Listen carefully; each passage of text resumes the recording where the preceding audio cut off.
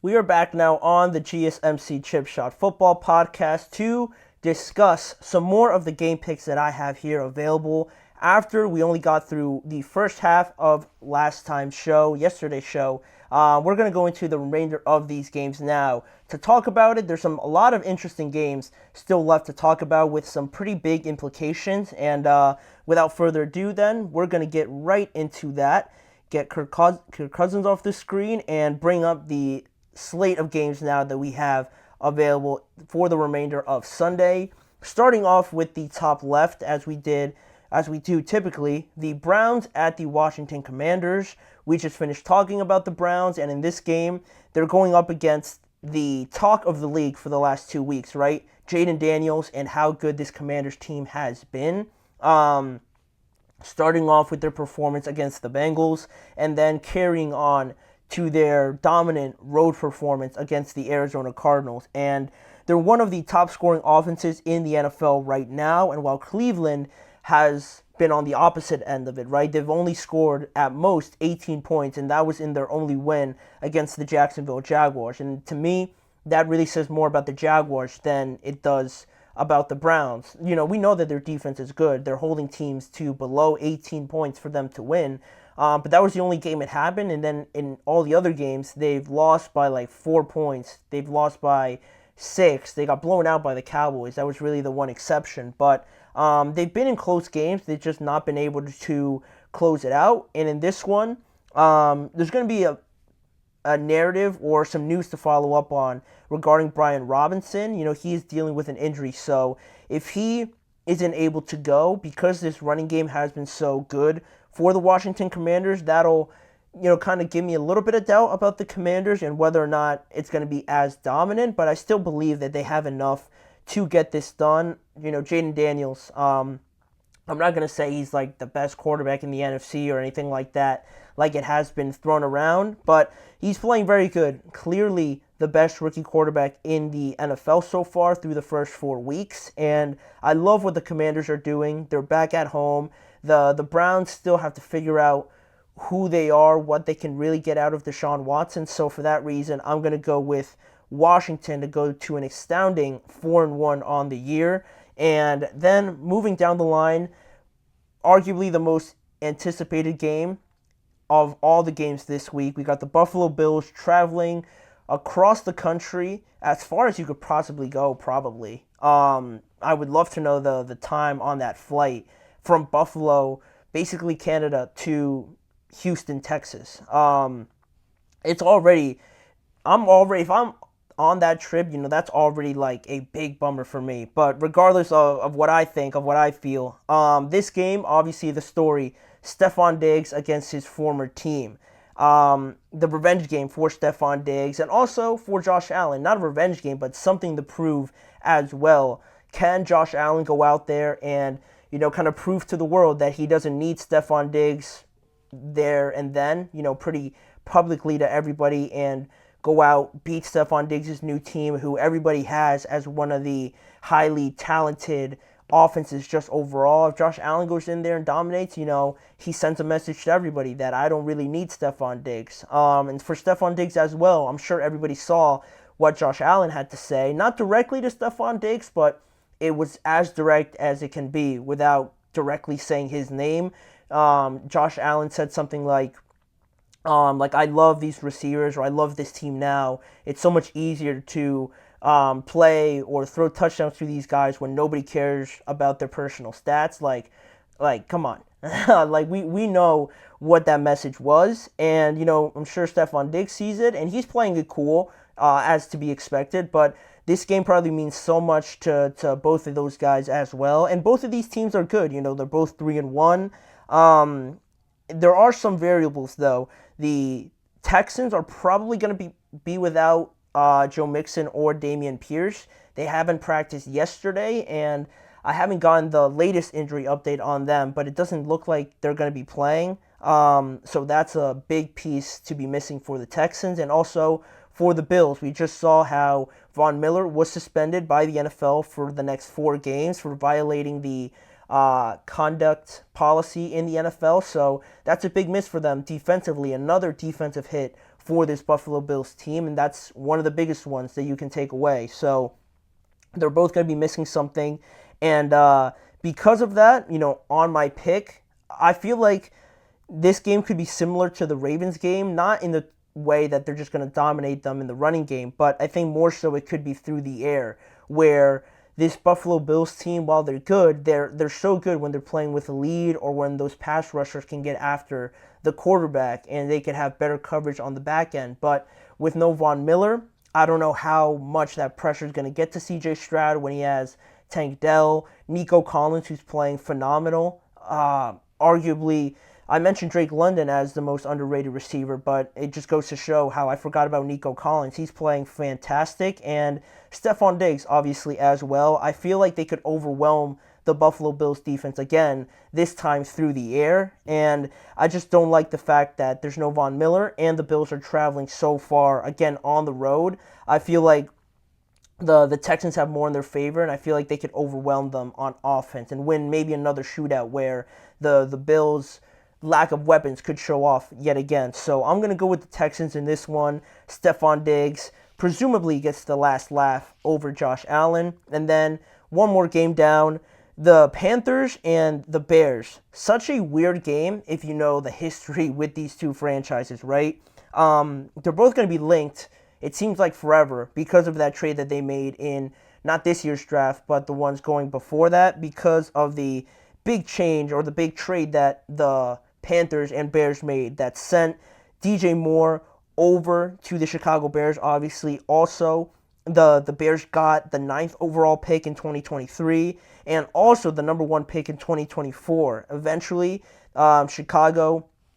Eventually, that pick, the number 1 pick that was Chicago's, eventually became the number 1 pick because of how bad the Panthers were with Bryce Young. And not only to make matters worse, they selected Bryce Young, and the team was bad around them, but the guy that was picked second, CJ Stroud, goes off to become already one of the best quarterbacks in the NFL. So in an alternate universe, maybe Caleb Williams is playing for the Panthers, right? That's how nuts this all could have been really different if you really think about it. And DJ Moore playing against his old team as well is another storyline.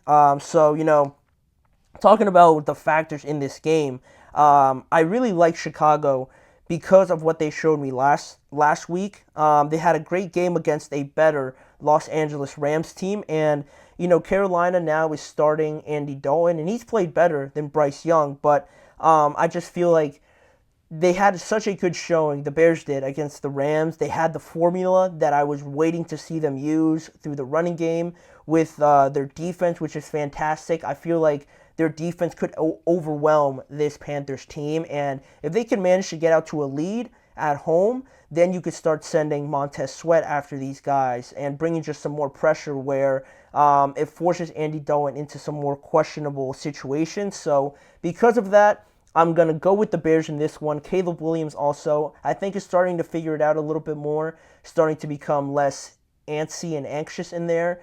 Give me the Bears to win in this one and go to 3-2 on the year. Then, shifting over to the other side, the Raiders and the Broncos. For each of these games, I have a headline that kind of give the main idea for each of these games. All I wrote for this one was just division game, because this game could be the most vanilla, just sort of unpredictable game that I've probably tried to predict in the first 5 weeks, because these teams are so honestly, they're so exactly the same, talking about what situations they're both in, and they both have the exact same record. So it's so weird to find the differences in this game, because we look at the quarterback situation, Bo Nix, and on the other side, Aiden O'Connell and Gardner Minshew, right? It's 50-50. Then you look at the weapons, Courtland Sutton, no Devontae Adams now. You look at Jacoby Myers, Brock Bowers already as well.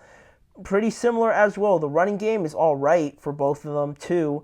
They're 2-2. Their defenses played very well last week. The Broncos shutting down the Jets, and the Raiders closing the door on the Browns as well. So it's hard to pick out differences. The way that I'll predict it is just the fact that Las Vegas has won their last 8 games against the Broncos overall. So that's why I'm going with the Raiders to take this game on the road. Bo Nix, I'm pretty sure, hasn't thrown a passing touchdown yet, and I just like the Raiders' weapons more so than I like the Broncos. I like Jacoby Myers a lot. Trey Tucker, I believe is his name, played very well for the Raiders last week.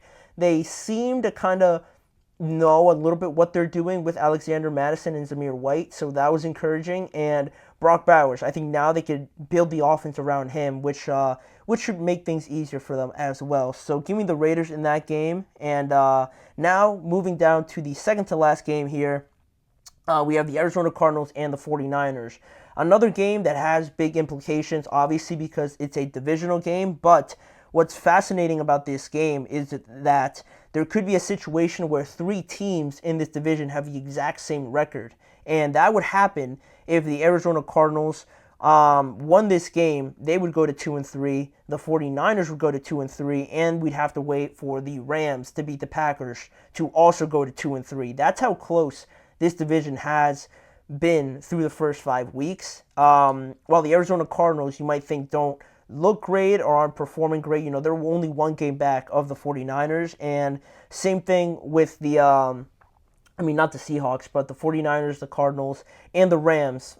Right, you'd think they'd be better, but they're 1-3, same record as the Cardinals. So, anything can happen really in this division. It's been very close, and other than the Seahawks, no one's really, kind of distanced themselves yet. The 49ers have a chance to do that if they go to 3-2.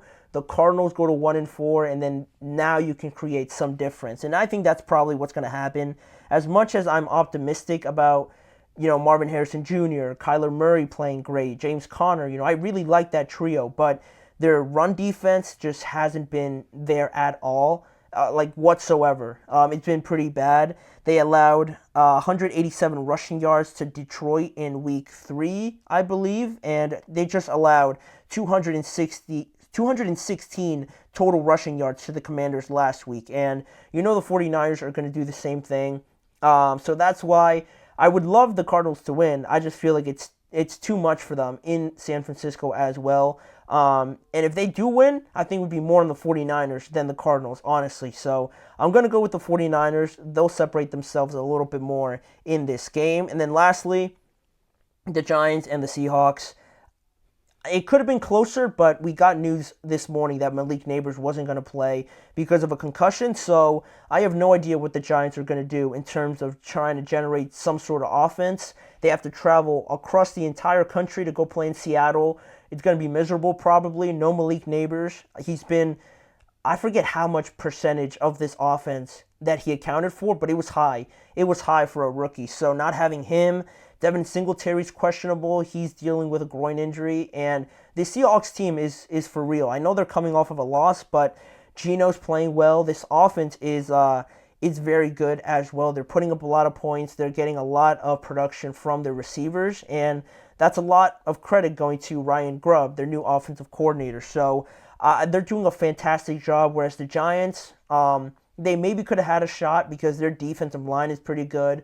But with no offense from Malik Nabers, I don't even know what we're going to see out of Daniel Jones. So, and how conservative they are with him, I think the Seahawks could run away with this game early in this one and just not look back. So, I'm going to go with the Seahawks to win this game as well. They'll go to 4-1 in that division and stay in the lead as well. So, those are my picks. That should do it for all the Sunday games on this Week 5 slate that we have in the NFL. So, react to it. Let me know what you guys think of my picks, and maybe share any of your picks if you'd like as well. So with that being said, we still have 2 more topics to get to on today's show. Some feedback given by some of these NFL players on the new Guardian caps that some players wear pretty regularly during these NFL games.